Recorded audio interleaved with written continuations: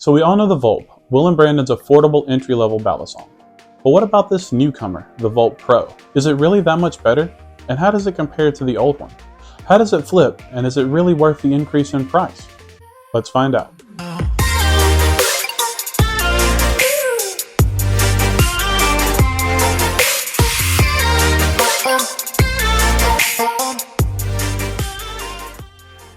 Now I have rather enjoyed my Vulp, and of course I got it in the teal with the purple zippy insert so that I could match the aesthetic of my room. So when the new one came out, I really thought about getting the teal again. And I thought about it. And I thought about it. And I thought about it. But they came out with so many different colors, and honestly, the old part of me that I've been fighting to keep in check, it won. Give me the red and black one.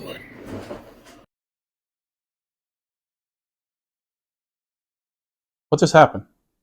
Well, upon unboxing the Vulp Pro, you can immediately tell that this is a much more premium product. The interwoven G10 along with the satin finish on the handles provides a feeling of quality. However, coming from the original Vulp, when I started flipping the new trainer for the first time, my initial reaction was a little skewed. The Pro felt much lighter. The handles seemed to require more force to get the momentum moving, and I was concerned that I wasn't going to like that fact. But after spending some time with the Pro, I realized just how wrong I was.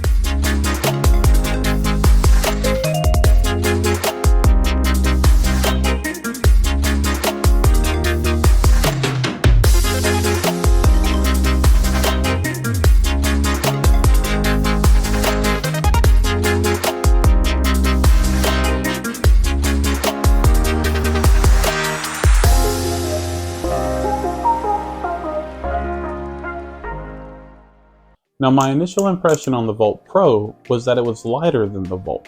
Even holding the two of them now, the Vulp Pro seems lighter. However, I broke out the scale and weighed the two of them together, and it turns out they are identical in weight, both of them weighing in right at 4 ounces. So what makes these two knives feel so different? Well, for starters, the two balisongs are made out of different materials. The original Vulp is made out of 6061 channel aluminum with a 440C blade, where the Vulp Pro is made out of 7075 aluminum with a 440C blade, as well as the 7075 aluminum being milled differently to be able to include the lightweight G10 in the design. Now the majority of the difference that you will feel is that the Vulp Pro has actually been optimized to have a better balance than the Vulp. Now at first that threw me off a little bit while I was trying to do the same tricks on the Pro that I was used to doing on the regular Vulp. But after spending more time with the Pro, I realized that my preferences were lining up better with the balance of the Pro than they ever did with the regular Vulp. Honestly, some tricks did feel easier on the original Vulp, but it came with a trade-off. For example, performing fans on the original Vulp felt simple due to the slick nature of the handles, but the cost was a lack of consistency and accuracy. The fans were not as level and were much harder to control. The wobbly nature of the swing and slippery handles made for difficult timing on aerials and twirls, as well as certain rollovers and transitions. On the other hand, the balance and grip of the Vulp Pro is reliable and consistent.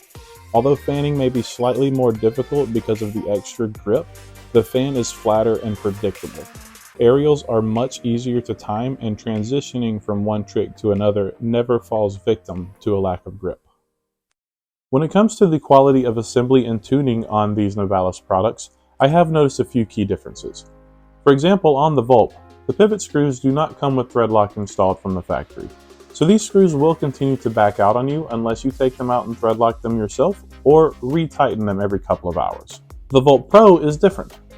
I have been flipping this balisong extensively for about a week and a half, and I have not had to address these pivot screws a single time, nor have I had to address the hardware screws at the bottom. I've also dropped this knife a few times on the ground as well, and it has held up significantly better with this higher grade aluminum than the regular Vulp did.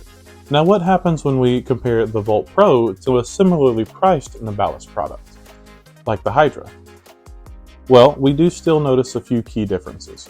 First of all, the Vulp Pro has much better grip than the Hydra.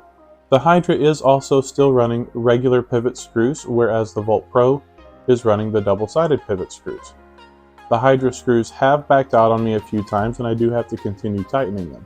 On the Vulp Pro, when we check our play, there is barely any play. Also, after a week and a half, there is no noise. On the Hydra, there is very little play, but after about 3 days of flipping, I have to retighten this. Now, I did just retighten it before this video was shot, so there is no noise right now, but these screws do continuously back out, much like they did on the Vulp. I personally do not care for thread locker in my screws, which is why I have not thread locked my Vulp and my Hydra. But why deal with that when I have this?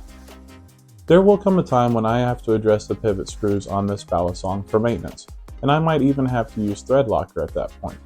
But luckily for the Vulp Pro, fresh after an unboxing isn't when I'll have to do it. Don't get me wrong, I do thoroughly enjoy my Hydra. It has an interesting balance that I really enjoy. But if I had to choose between the Hydra and the Vulp Pro, and I only had $140 to spend, I'd choose the Pro. This is where the conversation of preferences comes in. You see, you never really know what you're going to like until you try it. And over the course of time, your preferences may change. So I encourage you to get out there and meet other flippers. See if they'll let you try their knives. Figure out what you really like, and then make a decision for yourself.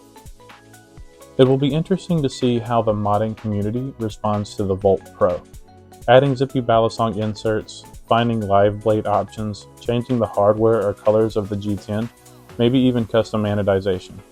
The Pro seems like a good platform for building something unique, and I'm excited to see where the Vulp goes in the future. Well, of course, for this video, I had to wear my Will Hirsch hoodie, but I would like to take a serious second to thank Will and Brandon, as well as Nabalis, for providing the community with not only one, but 2 great products. We really do appreciate all the hard work you guys have been putting into it, and we look forward to more from you in the future. Alright guys, so of course this is a new channel just now getting up and running, so I need your help to appease the big bad monster known as the YouTube algorithm. If you like the content, go down to the bottom, like, subscribe, and hit that notification bell. But most importantly, check out my page, view some of the other videos, and leave me comments. Let me know what you like, what you don't like, and what you'd like to see in the future. It's been fun guys, and I look forward to hearing from all of you. Until the next video, happy flipping, and I'll see you then.